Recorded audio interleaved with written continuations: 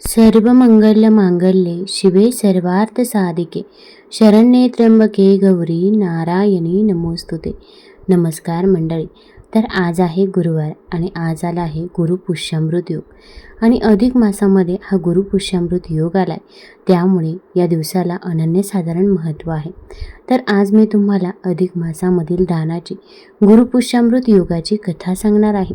ही कथा ऐकल्यामुळे आपल्या आयुष्यातील दुःख, दारिद्र्य, गरिबी, संकटे हे दूर होत असतात आणि आपल्या घरामध्ये सुख, शांती, समृद्धी येते. त्यामुळे व्हिडिओ स्किप न करता शेवटपर्यंत जरूर बघा.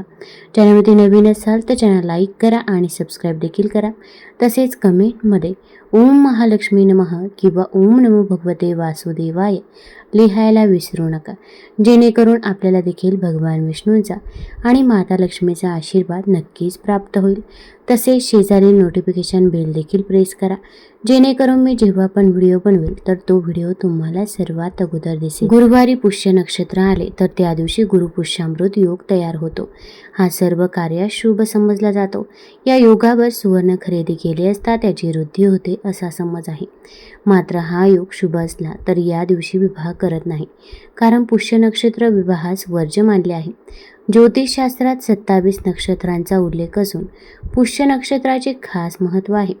गुरुपुष्यामृत योग हा दुर्मिळ आणि सर्वोत्कृष्ट मानला जातो. पुष्यचा अर्थ आहे पोषण देणारा, शक्ती देणारा, ऊर्जा देणारा. विद्वानांच्या मते हे नक्षत्र अतिशय शुभ आणि कल्याणकारी आहे. या नक्षत्राचे शुभचिन्ह गायीचे स्तन आहे. त्यांच्या मान्यतेनुसार गायीचे स्तन संपूर्ण जगासाठी अमृततुल्य मानले जाते. त्याचप्रमाणे पुष्य नक्षत्र गायीच्या स्तनातून निघालेल्या ताज्या दुधासारखेच आहे, पौष्टिक, लाभकारी आणि शरीराला तसेच मनाला शांत करणारे. ज्योतिषशास्त्रात या दिवशी दान केल्यास विशेष लाभ मिळतो. या दिवशी काही वस्तूंचं दान केलं तर विशेष पुण्य मिळते अशी मान्यता आहे. या दिवशी तांदूळ, बुंदीचे लाडू, खिचडी, डाळ इत्यादींचं दान करणं शुभ मानलं जातं. या दिवशी गुंतवणूक करणं देखील शुभ मानलं जातं. आता या अधिक मासामध्ये गोदान, त्याच्यासोबत तीर्थस्नान, दीपदान करणे याला देखील खूप महत्त्व आहे. त्यासंबंधीचीच कथा आपण बघणार आहोत. लक्ष्मी मातेने एक प्रश्न विचारला की, स्वामी, या अधिक मासात ज्या ब्राह्मणास दान द्यायचे तो ब्राह्मण सत्पात्री असावा हे खरे, पण सत्पात्र ब्राह्मण नेमका कोण ते आपण मला सांगा. तेव्हा विष्णू भगवान म्हणाले, हे प्रिये, जो जप तप करणारा आहे, जो ज्ञानी, अभ्यासक, विद्वान, निरंकारी, शांत, सज्जन, अल्पसंतुष्ट आहे, जो निस्वार्थी, निर्लोभी आहे, जो षटकर्मे उत्तम प्रकारे आचरणात आणणारा आहे, असा जो ब्रह्मज्ञाता तो खरा सत्पात्र ब्राह्मण होय. देवी, आता पात्र ब्राह्मण कोण, तर तप करणारा, ज्ञानी, विज्ञान आणि वेदशास्त्र प्रवक्ता असे त्याचेही 3 प्रकार गुणांवरून ठरत असतात.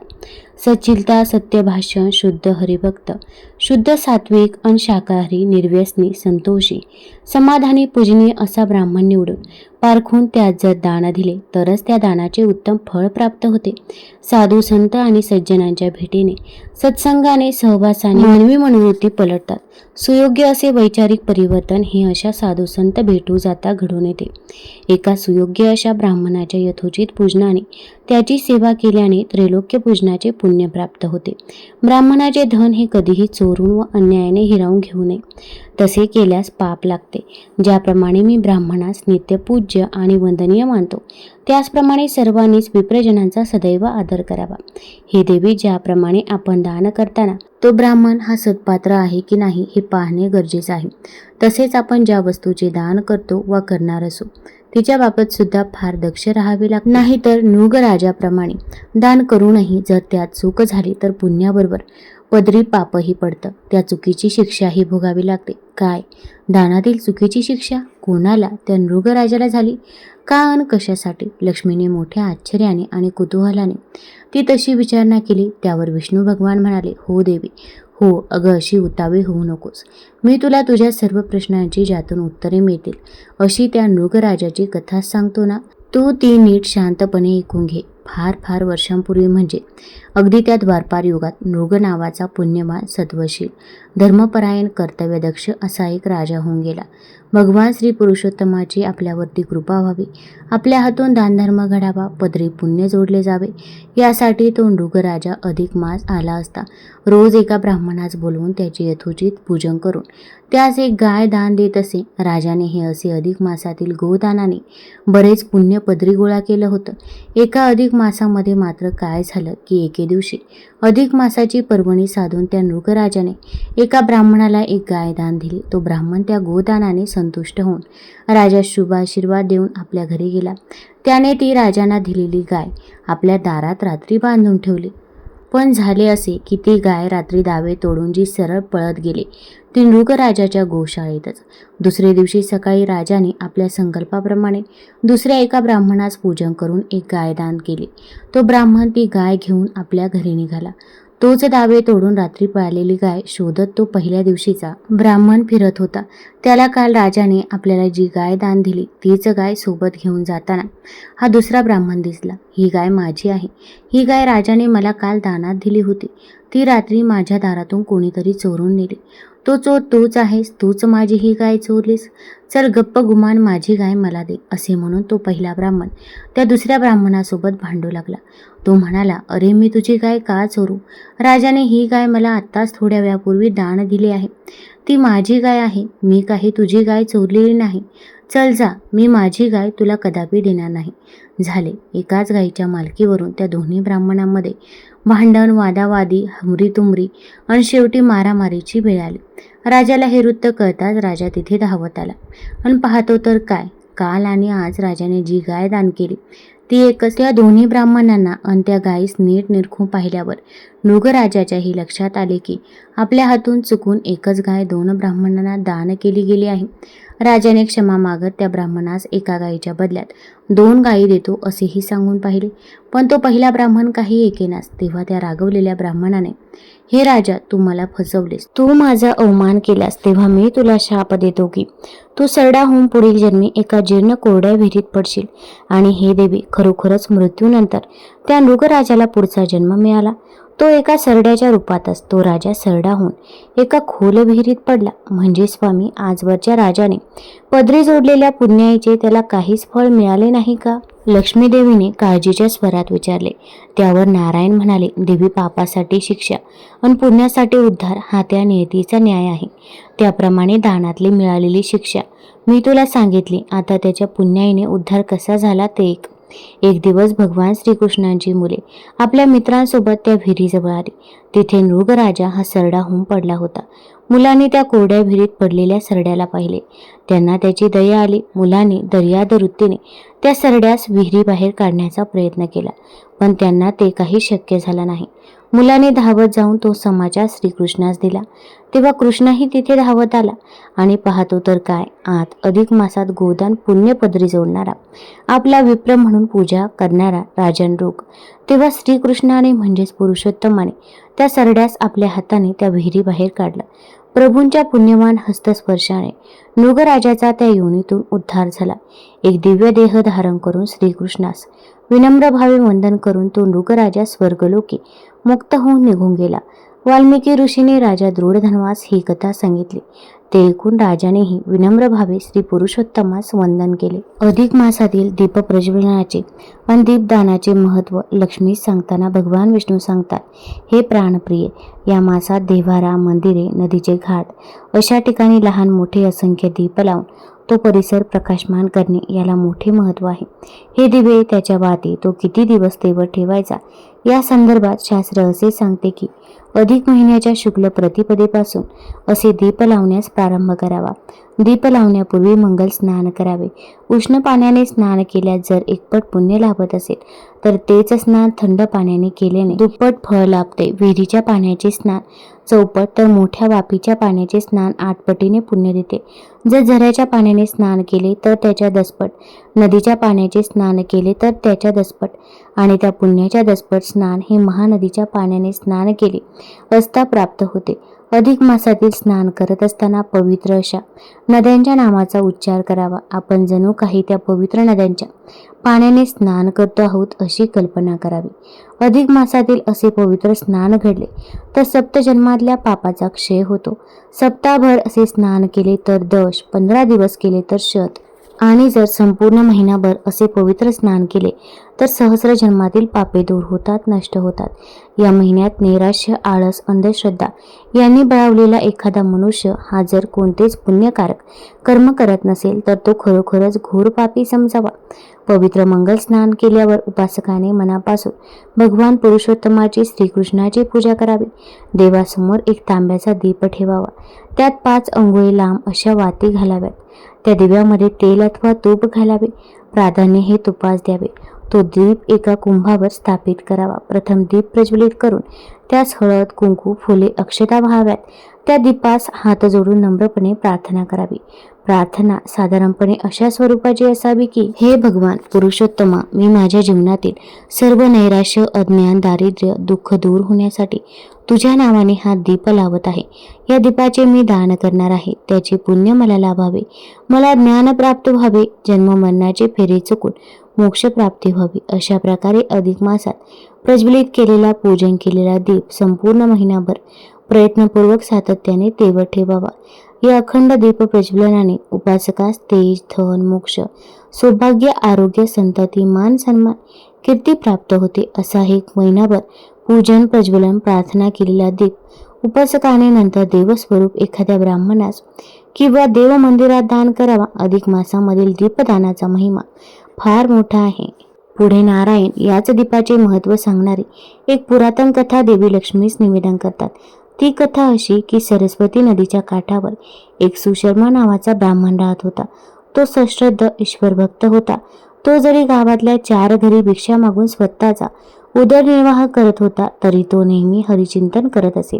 एकदा असाच अधिकाचा महिना आला. त्याने त्या महिन्यात आपल्या घरातील देवापुढे दीप लावण्याचा, त्याचे पूजन व नंतर दान करण्याचा संकल्प केला. तो रोज देवापुढे दिवा लावून समोर बसून देवाचे भजन करत असे. होता होता एकादशीचा दिवस आला. त्या दिवशी सुशर्माने भगवान पुरुषोत्तमाची पूजा केली. रात्री हरिकथा, नामसंकीर्तन, जागरण केले आणि तो झोपी गेला. मध्यरात्रीच्या सुमारास एक उंदीर दिव्यातली मंदाऊ पाहणारी वात खाण्यासाठी तिथे आला. उंदराची जराशी खुडबुड झाली आणि त्या आवाजाने सुशर्माचे घरातील मांजर जागे झाले. त्याने समोर उंदरास पाहिले. मग काय, मांजराने ती शिकार टिपण्यासाठी त्याच्यावर झडप घातली. त्या मांजराच्या धक्क्याने दीपामधील वात थरथरली. वातीवरची काजळी दूर झाली. हळूहळू मंदाऊ पाहणारी वात पुनश्च छान प्रज्वलित झाली. द्वादशीचा दिवस उजाडला. सुशर्मा नदीवर स्नानास गेला. तो स्नान करून परत येऊन पाहतो तर त्याचे मांजर अंगणात मृत होऊन पडलेले. या मांजराला हे काय झाले असा विचार तो करू लागला. खरं म्हणजे झाले असे होते की, त्या मांजराच्या हातून मंदावणारा तो अधिक मासातील दीप पुन्हा प्रकाशित झाला. त्या मांजराच्या हातून घडलेल्या सत्कर्माने त्या मांजराचा मृत्यू होऊन तो त्या योनीतून मुक्त होत स्वर्गात गेला. सुशर्माचे ते अधिक मासातील दीप प्रज्वलन, पूजा, ईश्वर चिंतनाचे पुण्य त्यास मरणोत्तर कामी आले. त्याला जीवनात धन, संपदा, सुख, शांती ही तर मिळालीच, पण मृत्यूनंतर तो पुरुषोत्तमाच्या गोलोकी जाता झाला. हे देवी, अधिक मासातील दीप तेवत ठेवण्याचे हे असे फळ आहे बरं. वाल्मिकींकडून या अशा एक अधिक मासाच्या पुण्यदायी कथा ऐकत असताना राजा दृढधर्मा हा मनी संतोषी पावत होता. नारायण ऋषी नारदांना म्हणतात, याच संदर्भातील जर असा लावलेला दीप कोणी मुद्दाम विझवला तर? लक्ष्मी देवीने त्यांना असा प्रश्न विचारला की, स्वामी, अधिक मासात दीप प्रज्वलनाचे व्रत करण्याचे महत्त्व, त्याचे फळ हे तुम्ही मला सांगितले. त्याच संदर्भातील माझी अजून एक शंका आहे. ती अशी की, ज्याने असे व्रत केले वा करील त्यास त्याचे उत्तम फळ हे तर मिळणारच, पण जर कोणी दृष्टबुद्धीने असा एखाद्याने लावलेला दीप मुद्दाम विझवला, शांत केला तर काय होते? त्यावर नारायण तिला सांगू लागले, हे देवी, पूर्वी मथुरा नगरीमध्ये एक शाकली नावाचा धार्मिक, सज्जन आणि ईश्वरनिष्ठ असा ब्राह्मण राहत होता. त्याला 2 भार्या होत्या. थोरलीचं नाव विमला तर धाकटीचं नाव सुशीला. पुढे एकदा काय झालं, असाच पुण्यकारक अधिक मास आला. सुशीलेने यमुनेवर स्नानास गेले असता तिथे अधिक मास पर्वणी साधून अनेक सश्रद्ध भाविक स्त्री पुरुषांना स्नानास आलेले पाहिले. घरी येताच तिने आपल्या पतीकडे तो विषय काढला. त्यावर शाकलीने तिला अधिक मासातील स्नान आणि दीप प्रज्वलन, दीपदान याचे महत्त्व सांगितले. तेव्हा सुशीलेने आपल्या पतीकडे स्नानाबरोबर अधिक मासानिमित्ताने दीप लावण्याचा संकल्प केला. पुढे रोज सकाळी लवकर उठून स्नानात जावे, पतिसेवा करावी, घरातली कामेधामे करावी, दीपपूजा करावी, सकाळ संध्याकाळ अखंड दीप तेवत राहावा म्हणून त्याची नीट तेलवात करायची. याचा नेम चालू झाला. विमलाने सुशिलेला असे दीप लावण्याचे व्रत करताना पाहिले. आता हिला एकटीलाच याचे फळ मिळणार. तिचे मन सवती मत्सराने जळायला लागले. तिने असा विचार केला की आपण जर तिच्या व्रतात मोडता घातली, लावलेला दीप विझवला तर आपोआप तिचे व्रतही मोडेल आणि तिला त्याचे पापही लागेल. असा विचार करून तिने नाना प्रयत्न सुरू करण्यास सुरुवात केली. बिचारी सुशीला जरा का इकडे तिकडे गेली की विमला कधी फुंकर घालून, कधी दिव्याची वात मागे ओढून, तर कधी या ना त्या कारणाने त्या लावलेल्या दिव्यातील तेल सांडवून तो लावलेला दिवा मुद्दाम भिजवत असे. हे असे झाले तरी हा सारा प्रकार विमला करत असेल असे कधीच सुशिलेच्या मनात आले नाही. ती आपली तसे काही घडले तर देवासमोर जायची, चुकले माकले क्षमा कर अशी प्रार्थना करायची आणि पुन्हा तो विझवलेला किंवा शांत झालेला दिवा पुन्हा प्रज्वलित करायची. विमलेचे प्रत्येक प्रयत्न तिने शांती राखून मोडून काढले. होता होता तिची अधिक मासातील दीप लावण्याची ती व्रतपूजा शेवटास आली. त्या दिवशी तिने या दीपाबरोबरच आणखी काही तांब्याचे दिवे व्रत सांगतेच्या निमित्ताने पुरुषोत्तम रूपी ब्राह्मणांना दान दिले. त्यांनी सुशिलेस तोंड भरून उत्तम आशीर्वाद दिले. या व्रत सांगतेने सुशिलेस ऐहिक व परलौकिक अशा दोन्ही ठिकाणच्या सुखांचा लाभ झाला.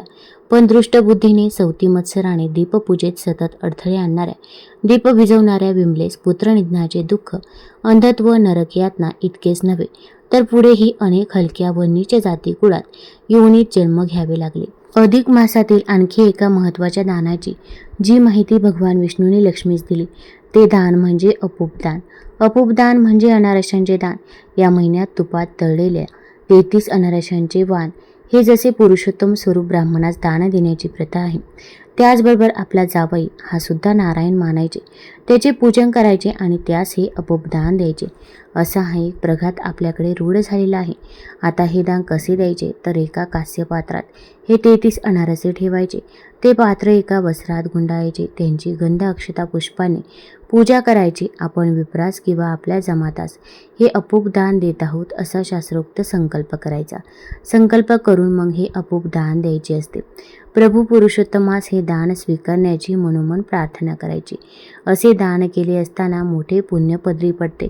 तसेच या पुरुषोत्तम मासामध्ये पुण्यसंचय करता येण्यासारख्या अन्य काही गोष्टी आहेत. त्यामध्ये नित्य श्रीकृष्ण मूर्तीचे दर्शन, नामस्मरण, गोमातेचे दर्शन, पूजन, तुलसी पूजा, अधिक मास महात्म्य ग्रंथाचे किंवा त्याच्या कथासाराचे सश्रद्ध वाचन, असत्य न बोलणे, कुणाची निंदा न करणे, दुसऱ्याचे मन न दुखवणे, ईश्वर अनुसंधानात राहणे अशा अनेक गोष्टी करून आपण आपल्या पदरी बरेच पुण्य गोळा करू शकतो. अशा लाभणाऱ्या पुण्याची ख्याती फार मोठी आहे. असे पुण्य एकाने दुसऱ्यास दान दिले आणि त्यातून अनेक देव, यक्ष, किन्नर, मानव, दानव आणि पिशाच्च यांचाही उद्धार झाल्याच्या अनेक कथा आपल्याकडे नमूद आहेत. त्यावर लक्ष्मी देवीच्या मनात आपल्याला अशी एखादी सुंदर कथा ऐकायला मिळावी अशी इच्छा निर्माण झाली. तिच्या मनातील ती इच्छा ओळखून भगवान म्हणाले, हे प्रिये, हे पुण्य उद्धारक कसे ठरते या संदर्भात मी तुला आता सुंदर अशी कथा सांगतो. तू मात्र ती कथा नीट ध्यान देऊन श्रवण कर. पूर्वी देवांचा राजा इंद्र याच्या दरबारामध्ये एक अप्सरा होती. ती रूपाने अत्यंत देखणी अन सुंदर नृत्यकलेत विशेष निपुण होती. तशीच देवेंद्राची या स्मितविलासिनी नावाच्या देव अप्सरेवर विशेष प्रीती होती. एक दिवस या अप्सरेच्या मनात आपण भूलोकी वनविहार करायला जावे असा विचार आला. आपल्यासोबत आपल्या 4-5 सख्यांना घेऊन ती कुरुक्षेत्राजवळच्या एका सुंदर अशा वनात आली. त्या फळाफुलांनी वृक्षवेलींनी नटलेल्या सरोवरे, सुगंधित वायू, सुंदर सुंदर पक्षी यांच्यामुळे मनाला मोहित करणाऱ्या त्या वनात तिने मनसोक्त विहार केला. वनातून फिरता फिरता तिने अनेक सुंदर सुंदर फुले तोडली, गोळा केली आणि त्याची तिने एक सुंदर अशी पुष्पमाला तयार केली. तिच्या हातातील ती माळा पाहून तिची एक सखी म्हणाली, देवी, तुझ्या या सुंदर माळेचा स्वीकार करणारा कोणी एखादा सुंदर पुरुष जर तुला मिळाला तर झाले. खरोखरच आपल्याला असा एखादा सुंदर पुरुष या वनात भेटावा, त्याने आपल्या माळेचा आणि आपलाही स्वीकार करावा अशी एक तीव्र इच्छा तिच्या मनात जागली. ती इच्छा मनी जागताच ती त्या तशा शोधक नजरेने खरोखर कोणी सुंदर देखणारा तरुण पुरुष आपल्याला दिसतो का, भेटतोय का म्हणून इकडे तिकडे पाहू लागली. तोच तिला जलाशयाकडे स्नानात चाललेली एक पाटमोरी पुरुषाची आकृती दिसली. ती भान विसरून त्या दिशेने एकदम धावत पुढे गेली आणि पटकन पुढे होऊन तिने ती आपल्या हातातील पुष्पमाला त्या पुरुषाच्या गळ्यात घातली. पण दुसऱ्या क्षणी त्या व्यक्तीची पावले थबकली, दृष्टी वर उचलली गेली. त्यातून प्रेम नव्हे तर जणू अंगार बाहेर पडत होता. ती पाटमोरी व्यक्ती म्हणजे अन्य कोणी नाही तर दुर्वास ऋषी होते. त्या शीघ्रकोपी दुर्वास ऋषींना त्या अप्सरेच्या तशा धाडसी कृत्याचा भयंकर राग आला. त्यांचा क्रोध अनावर झाला. दुसऱ्या क्षणी त्यांच्या वाणीतून शापवाणी बाहेर पडली. ते रागाने म्हणाले, हे रूपगर्विते, तू हे काय केलंस? तू माझ्यासारख्या थोर तपस्व्यासोबत हा असा प्रेमाचा खेळ केलास, तो पण असा एखाद्या पिशाच्याप्रमाणे. मागून येऊन तू मला स्पर्श केलास. जा, मी दुर्वास तुला शाप देतो की याच वनात तू एक पिशाच्य होऊन फिरत राहशील. ती दुर्वास ऋषींची शापवाणी ऐकली मात्र आणि त्या स्मितविलासिनी अप्सरेच्या मुखावरचे सारे स्मितच हरवले. ती अत्यंत भयभीत झाली, दुःखी कष्टी झाली. तिने पुढे होऊन दुर्वास ऋषींचे चरण धरत क्षमा मागितली अन उशाप मागितला. तिला तशी क्षमायाचना करताना आसवे ढाळत असताना पाहून ऋषींनी तिची कणवाली. त्यांनी एकदा स्नेहल नजरेने तिच्याकडे पाहिले आणि मग कसल्यासा विचार करून स्मितविलासिनीस उशाप देत ते म्हणाले, हे बघ, तू याच वनात फिरत राहा. काही वर्षांनी याच वनवाटेने एक तपस्विनी तिच्या अधिक मासातील स्नानकर्मात जाताना तुला भेटेल. तू तिला शरण जा. तिच्याकडे तिच्या अधिक मासातील एक दिवसाच्या पुण्याची मागणी कर. जर तिने तुला तिच्या पुण्याईतील एक दिवसाचे पुण्य जरी दान दिले तरी त्या पुण्याईच्या बळावर तुझा उद्धार होईल आणि तू पुन्हा तुझ्या मूळ स्थानी परत जाशील. इतका उशाप दुर्वासाने दिला आणि ते निघून गेले. स्मितविलासनी त्यांच्या पाटमोऱ्या आकृतीकडे पाहत असताना एकाएकी तिचे सुंदर रूप पालटले आणि तिचे एका अकराळ विक्राळ अशा पिशाचनीच्या रूपात परिवर्तन झाले. दुर्वासांच्या त्या कठोर शापानुसार ती अप्सरा दुर्दैवाने त्या वनातच त्या रूपात राहून अनवावरू लागली. पाहता पाहता बराच मोठा काळ निघून गेला आणि एक दिवस याज्ञवल्क्य ऋषींची कन्या कांची ही त्या वनात आली. ती नेमकी त्याच वनातील वाटेने आपल्या अधिक मासातील गंगा स्नान व्रतासाठी चालली होती. जसे का अप्सरेने त्या ऋषी कन्येस समोर येताना पाहिले, त्याबरोबर तिच्या चेहऱ्यावरचे सात्विक भाव, तपाचे मुखावरचे तेज पाहिले मात्र आणि त्या पिशाचिनीने पुढे होऊन तिच्या पायांवर लोळण घेतली. ती ऋषी कन्या अचानक झालेल्या या प्रकाराने क्षणभर घाबरली. तिने सावरत प्रश्न केला, तू कोण? तू माझे का पाय धरतेस? तुला काय हवे? त्यावर त्या स्मितविलासिनी अप्सरेने आपली कर्मकथा ऋषी कन्येस कथन केली. दुर्वासांच्या उशापाप्रमाणे तिने तिच्याकडे तिच्या अधिक मासातील एक दिवसाच्या पुण्याची मागणी केली. तिची ती कहाणी, तो शाप, शापाला मिळालेला तो उशाप, तिची एका दिवसाच्या स्नान पुण्याची मागणी ऐकली आणि त्या थोर परोपकारी ऋषी कन्येस तिची दया आली. ती म्हणाली, थोडं थांब, आज माझ्या संकल्पाचा शेवटचा दिवस आहे. मी आजचे स्नान करून माझे व्रत पूर्ण करून येते आणि मग तुला संकल्पपूर्वक पुण्यदान करते. आणि हे लक्ष्मी, खरोखरच परोपकारी ऋषी कन्येने दिलेल्या शब्दाप्रमाणे आपल्या पुण्याईतील एक दिवसांचे पुण्य स्मितविलासिनीच्या हातावर सोडले. मात्र दुसऱ्या क्षणी ती शापमुक्त झाली. आपला दिव्य देह धारण करून त्या ऋषी कन्येचे आभार मानून ती अप्सरा स्वर्गलोकी निघून गेली. ही अशी कथा सांगून भगवान विष्णू म्हणाले, हे देवी, या पुरुषोत्तम मासाचे अगाध महत्त्व असे आहे. याचे यथार्थ वर्णन शब्दात करण्यासाठी प्रत्यक्ष ब्रह्मदेव, शेषशंकर भगवान, अन्य कोणत्याही देवता किंवा प्रत्यक्ष मी स्वतःही असमर्थ आहे. आता आपण गुरुपुष्यामृत योगाची कथा ऐकूया. तत्पूर्वी एक विनंती आहे, चॅनलमध्ये नवीन असाल तर चॅनल लाईक करा आणि सबस्क्राईब देखील करा. तसेच कमेंटमध्ये ओम नमो भगवते वासुदेवाय किंवा ओम महालक्ष्मी नमः लिहायला विसरू नका. तसेच तुम्ही हा व्हिडिओ कुठून बघत आहात ते देखील आम्हाला जरूर कळवा. भारतीय संस्कृती अगदी प्राचीन असून तिला महान परंपरा आहे. पहिल्या युगापासून ते आतापर्यंत वेगवेगळ्या युगांमधून भारताचे संक्रमण झाल्याचे मानले जाते. या संक्रमणातून प्रेरणा, अनुभव घेऊन भारताने संपूर्ण विश्वाला धार्मिक, सामाजिक, तत्त्वज्ञान आणि नैतिकतेची भक्कम बैठक दिली आहे. मानवी संस्कृती वाईटावर चांगल्याचा विजय, अशुभावर शुभाची मात किंवा दानवावर देवांचे वर्चस्व यांसारख्या मूल्यांनी भारलेली आहे. दानवांच्या वाईट हेतूंवर चांगल्या व दैवी शक्तीने मात केली. याची अनेक उदाहरणे, कथा, प्रसंग आपल्या पुराणांमधील अनेक प्रसंगांमधून दिसून येते. अन्य कोणत्याही बाबतीत देव आणि दानव एकत्र आलेले दिसत नाही. मात्र समुद्र मंथनावेळी देव आणि दानवांची भेट घडवून आणून अमृत कुंभ मिळवण्यात यश मिळाले असे सांगितले जाते. समुद्र मंथनाचा हा प्रसंग आणि याच प्रसंगी गुरुपुष्यामृतचा योग जुळून आला होता. या समुद्र मंथनातून 14 महत्त्वाची रत्ने बाहेर आली. समुद्र मंथन घडण्यासाठी एक प्रसंग कारणीभूत ठरल्याचे सांगितले जाते. पुराणातील एका कथेनुसार दुर्वास ऋषी वैकुंठातून मार्गक्रमण करत असताना देवांचे राजा इंद्राची आणि त्यांची भेट झाली. त्यावेळी इंद्र ऐरावतावर आरूढ होते. इंद्राला पाहून प्रसन्न झालेल्या दुर्वास ऋषीने देवेंद्राला आपल्या गळ्यामध्ये परिधान केलेली फुलांची दिव्य माळ दिली. इंद्राने ती माळ ऐरावताच्या माथ्यावर ठेवली. मात्र मार्गक्रमण करत असताना ती दिव्य माळ खाली पडली व ऐरावताच्या पायाखाली तुडवली गेली. आपण दिलेली दिव्य माळ ऐरावताच्या पायाखाली तुडवली गेल्याची पाहून दुर्वास ऋषींचा क्रोध अधिक अनावर झाला.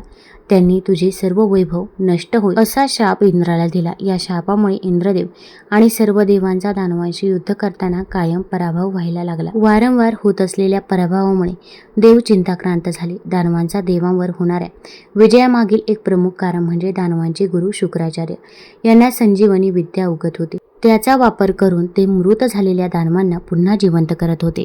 यामुळे दानवांची शक्ती कमी होत नव्हती. दुर्वास ऋषींच्या शापामुळे शक्तिहीन झालेल्या देवांकडे मात्र कोणतीही संजीवनी विद्या नव्हती. अखेरीस सर्व देव भगवान विष्णू यांना शरण गेले व त्यांना यातून काहीतरी मार्ग काढा अशी विनंती केली. यावर उपाय म्हणून भगवान विष्णूने देवांना समुद्र मंथन करण्याचा सल्ला दिला. यासाठी देव व दानव यांच्यात तह घडवून आणला. समुद्र मंथनासाठी मंदार पर्वताची रवी आणि वासुकी सापाला या रवीला गुंडाळलेली दोरी बनवण्यात आली. मंदाराचलाच्या खाली आधार नसल्याने समुद्रात तो बुडायला लागल्याचे पाहून भगवान विष्णूने महाकाय कूर्म म्हणजेच कासवाचे रूप धारण केले. समुद्र मंथनाला सुरुवात झाली. वासुकी सापाच्या मुखाचा भाग दानवांच्या दिशेला होता व शेपटीचा भाग देवांच्या बाजूला होता. समुद्र मंथनावेळी देव आणि दानव दोघांनी वासुकी सर्पाला वारंवार घुसळल्यामुळे त्याच्या मुखातून मोठ्या प्रमाणात विष व धूर बाहेर पडू लागला. या विषाच्या दर्पाने देव आणि दानवांना त्रास होऊ लागला. भगवान महादेवाने हे विष प्राशन केले, मात्र ते गळ्याखाली जाऊ दिले नाही. त्यामुळे त्यांचा कंठ निळा झाला. त्यामुळे संपूर्ण सृष्टीचे रक्षण झाले. समुद्र मंथनातून निरनिराळी रत्ने देखील बाहेर पडली. लक्ष्मीदेवी, कौस्तुभमणी, अप्सरा, कामधेनू आदींचा समावेश होता. सर्वात शेवटी अमृत कलश हातामध्ये घेऊन साक्षात धन्वंतरी अवतरले. धन्वंतरी अवतरताच दानवांनी कपटाने अमृत कलश पळवला. आता जेव्हा धन्वंतरी माता लक्ष्मी प्रकट झाली तेव्हा पुष्य नक्षत्र होतं असं म्हटलं जातं. त्यामुळे या पुष्य नक्षत्राला अनन्यसाधारण महत्त्व आहे. आता अमृत कलश हा दानवांनी पळवला. यातून तोडगा काढण्यासाठी विष्णूंनी अतिशय सुंदर विश्वमोहिनी अवतार धारण केला. या विश्वमोहिनी अवताराने देवांना अमृत सेवन करण्याची संधी मिळाली व दानवांच्या हाती अमृत लागू दिले गेले नाही अशी एक कथा पुराणामध्ये आढळून येते. भागवत पुराण, विष्णू पुराण, महाभारत, शिवपुराण यामध्ये समुद्र मंथनाचे वर्णन केल्याचे आपल्याला आढळून येते. देव आणि दानवांनी केलेले समुद्र मंथन ज्या ठिकाणी केले गेले ते मंदराचल पर्वत भारतामध्येच आहे. मंदराचल पर्वताचे स्थानांतर करण्यास शेषनागाला देवतांनी सांगितले होते. मंदराचल पर्वत सध्या दक्षिण गुजरातमधील समुद्रात आहे. तुम्हाला जर ही कथा, ही माहिती आवडली असेल तर चॅनल लाईक करा, सबस्क्राईब करा आणि आपल्या मित्रपरिवारासोबत जरूर शेअर करा. धन्यवाद.